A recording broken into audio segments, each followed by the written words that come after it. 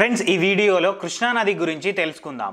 కృష్ణా నది జన్మస్థలం మహారాష్ట్రలోని సహ్యాద్రి కొండలలో గల మహాబలేశ్వరంలో జన్మించింది. కృష్ణా నదికి గల ఇతర పేర్లు కన్హాబెన్న, కృష్ణవెన్న, కృష్ణవేణి, సహ్యజ, సహ్యపుత్రి. కృష్ణానది భారతదేశంలో మూడవ అతిపెద్ద నది. కృష్ణానది పొడవు 1400 కిలోమీటర్లు.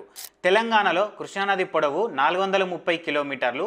ఆంధ్రప్రదేశ్లో కృష్ణానది పొడవు 182 కిలోమీటర్లు.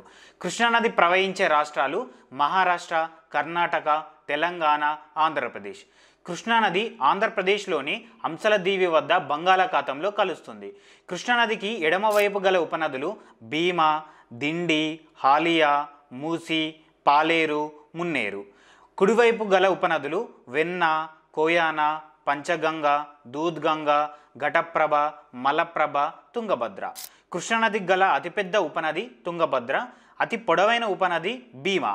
కృష్ణానదిపై నిర్మించిన ఆనకట్టలు మహారాష్ట్రలోని ధూమ్ధామ్, కర్ణాటకలోని ఆల్మట్టి, తెలంగాణ మరియు ఆంధ్రప్రదేశ్ మధ్యలో గల శ్రీశైలం, నాగార్జున సాగర్. ఇక్కడనే భారతదేశంలో అతిపెద్ద పులుల సంరక్షణ కేంద్రం నాగార్జున సాగర్ టైగర్ రిజర్వ్ ఉంది. ఫ్రెండ్స్ ఈ ఇన్ఫర్మేషన్ మీకు నచ్చినట్లయితే please like, share and subscribe. Thank you.